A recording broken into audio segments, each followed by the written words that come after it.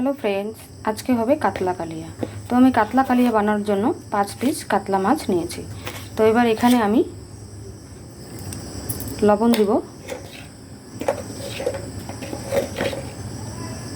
হলুদ দেব এবং সামান্য সাদা তেল দেব।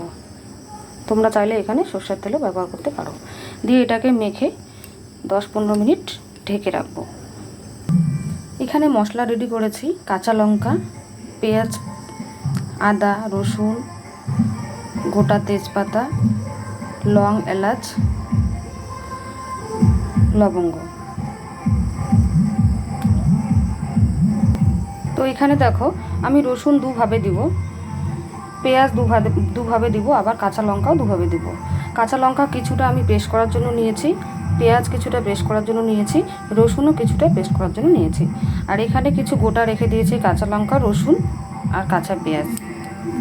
মশলা পেস্ট করা হয়ে গেছে। এবার কড়াইয়ে তেল গরম করে নিলাম, মাছগুলোকে আমি ভেজে নেব। মাছগুলো লাল করে ভাজা হয়ে গেছে। এবার দিয়ে দিব তেজপাতা, তারপর গোটা লং, দারচিনি এবং এলাচ দিয়ে দিলাম। এবার দিয়ে দিব রসুন ছোটো করে রাখা রসুন, তারপরে দিয়ে দিলাম পেঁয়াজ কুচি।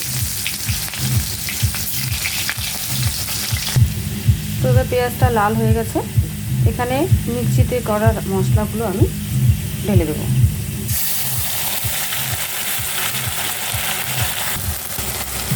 এবার দিয়ে দেবো স্বাদ মতো লবণ,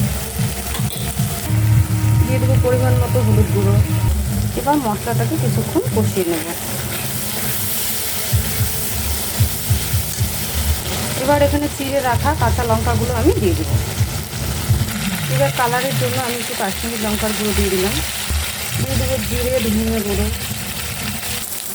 এবার দেখো মশলাটা থেকে তেল ছেড়ে দিয়েছে। তো আমার মশলাটা কষা হয়ে গেছে। এবার আমি কিছুটা জল অ্যাড করব। এবার ঝোলটা ফুটছে, তো আমি এখানে মাছগুলো ছেড়ে দেবো। এবার এখানে আমি 1 চামচ ঘি ছড়িয়ে দেবো। এবার দেবো গুঁড়ো গরম মশলা। তো আমার রুই মাছের কালিয়া রেডি, এবার নামিয়ে নেব। তো রুই মাছের কালিয়া আমি নামিয়ে নিলাম। তো ফ্রেন্ডস, ভিডিওটি কেমন লাগলো? যদি ভালো লেগে থাকে তো লাইক, কমেন্ট, শেয়ার। ভালো থাকবে সবাই, টাটা।